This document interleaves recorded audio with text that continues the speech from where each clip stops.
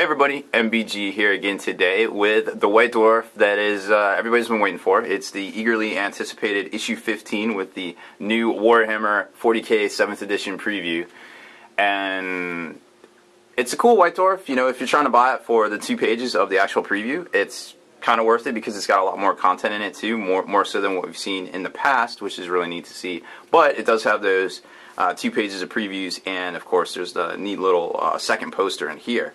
But at the end of the articles, they tell you to come back May 17th to pick up issue 16. I'm here with Austin A-Train Wingfield, Night 12. What's up, fellas? And we're just going to kind of break this issue down for you, of course.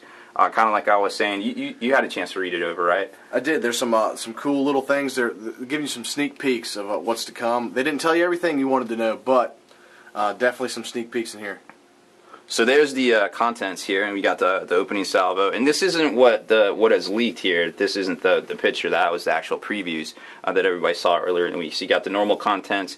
We've got a new Apocalypse Warzone book for this week. Some new Black Library releases. An article by Jeremy V. Talk where he talks about how much he really loves his dwarfs, which is okay because I like dwarfs too. So we're gonna go. You play dwarfs actually? Well, I just started them because of the new book, and they're fun. I think they're anti-chaos, which is why people take them. They should take them. All right, that's what it seems like. Everything's you're either chaos or not in fantasy these days.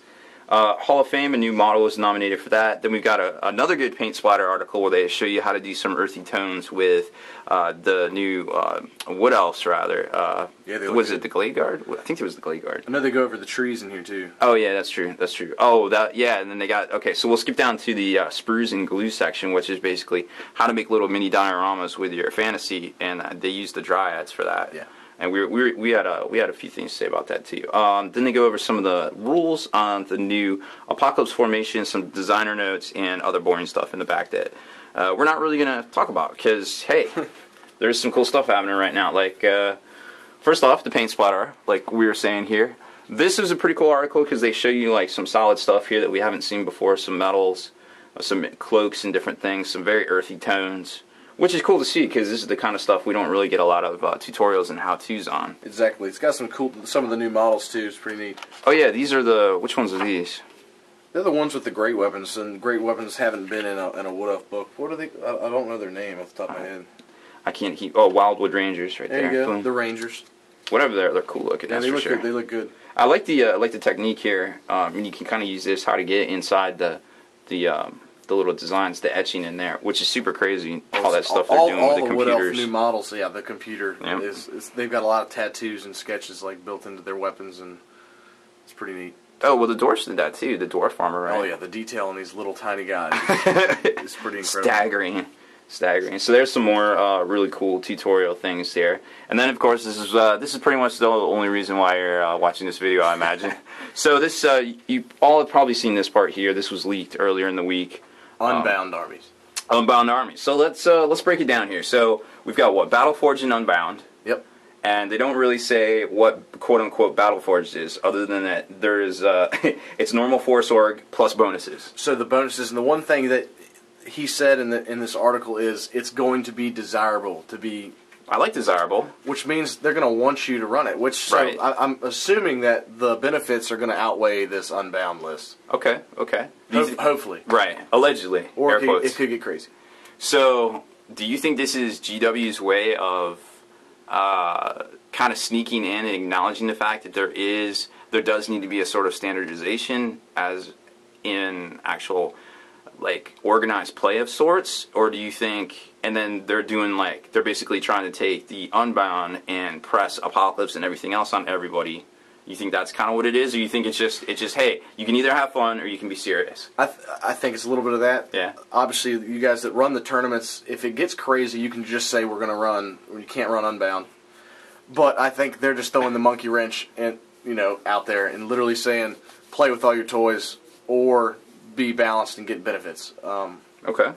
So, like I said, we're not going to know till it comes out. Yeah, I think Snap right now, I'm saying no Unbound in tournament play, at least here at the store. But, I'm sure the internet's going to be abuzz for quite some time from now until, June or even a couple weeks after. So another cool poster, boom.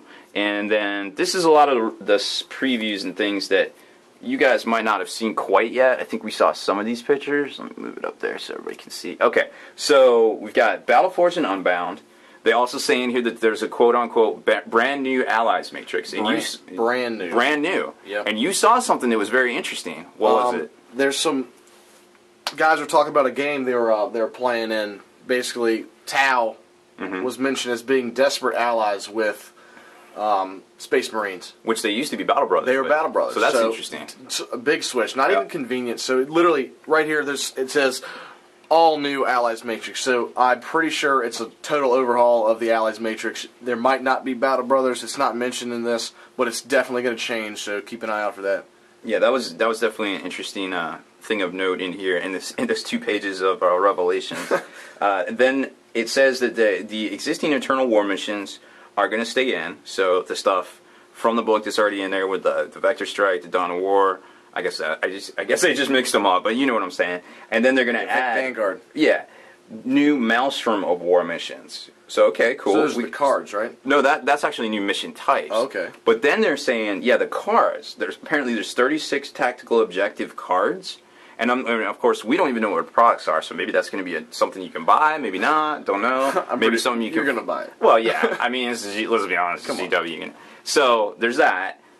And then what I found really interesting was that you can achieve tactical objectives and then discard one of them per turn, so you can switch it up. And they literally said in this right here, they're like, meaning your goals in a game of Warhammer 40k are constantly changing. And then they go on to say a couple paragraphs later that canny generalship is required for success in this format. So that's pretty cool. I agree. One of the things, we don't know how it's exactly going to work, but they're giving you the hints. These cards and changing objectives, like each shooting phase, you might have a different objective. Yeah. So you can score points. And back to the Unbound list, like if you don't do Unbound, you're getting bonuses. So I can only assume that you're going to get bonuses to scoring these objectives and make games easier for you to win. Maybe something like you can switch out more cards. Something like that. You know, just some sort of... Let your mind run rampant. Yeah, because we still don't know. But hey, if you get White Dwarf 16 on May 17th, they'll let you come know. on back.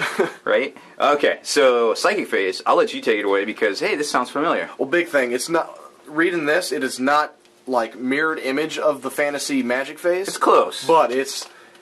A lot of people aren't going to be happy. I think it's, Movement Phase, then there's Magic Phase and Fantasy, so...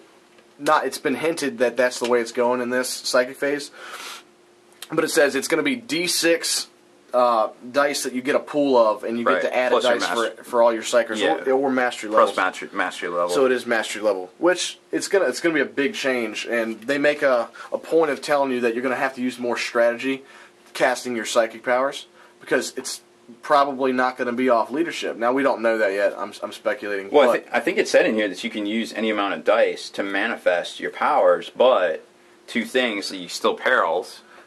Oh, yeah. And there's a new perils table, which supposedly is more dangerous. So if you guys watching this are familiar with Fantasy Magic, the last edition, like when you perils in Fantasy, basically, it's catastrophic destruction. Yep. So a lot of bad things can happen from manifesting these powers.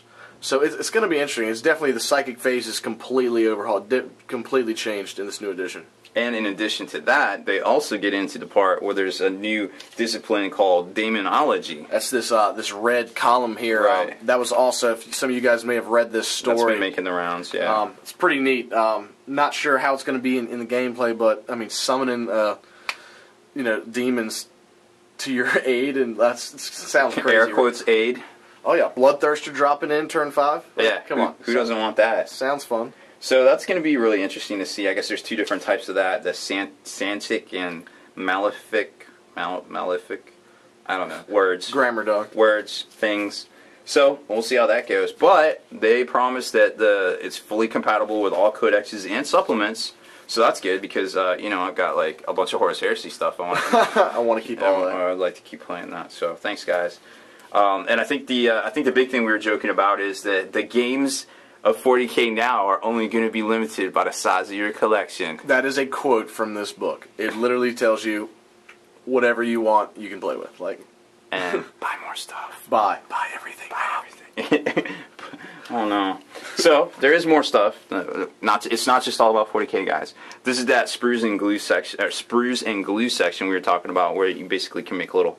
They show you how to give you ideas on how to make little dioramas, which is kind of neat because in fantasy, you know, some of this stuff ranks up now. You can save a couple models here and there by making a big square as long as you. This was the big thing because Dryads switch from they go to Horde now. You can put them in actual rank and file units. They're not skirmishers. Right. So this shows you some neat tricks of saving some bits and saving some space and actually hobbying and making it look pretty cool. Yeah, I mean, little waystones, things like that there, and there's some other guys here like some Skaven and some demons and things. So it's pretty neat. I mean, what do you do with the one freaking Fiendus Slaanesh you have? Hey, I'm gonna put him in this unit. Yeah, throw him in this unit. He counts as 5 guys, whatever. Who cares?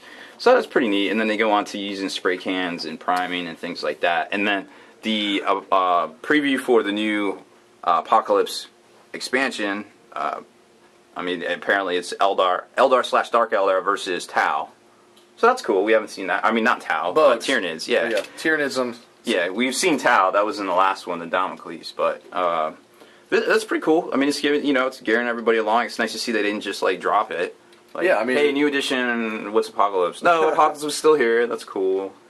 Yeah, they might even make its way into more tabletop games. Not just Apocalypse weekends. This is my favorite, just because I play Eldar and I love. Come on, Night 12 loves Wraith Knight. So seeing this another. Night can field like 8 Wraith Knights. Dude, got some buying to do. It says 1+. 1+. That could be like 8. You could take all of them. Yeah. Like, how many do you have, dog?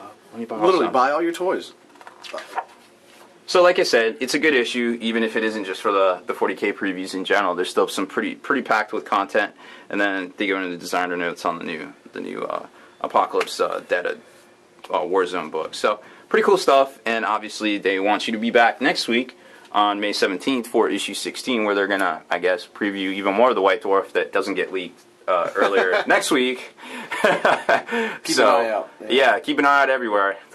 Big things are coming. Big things are coming. So that's it for this one, guys. Make sure you stay in the trenches. Subscribe to this YouTube channel. Check out the blog, spikeyubitsblog.com. And listen to our podcast, forgenarrative.com.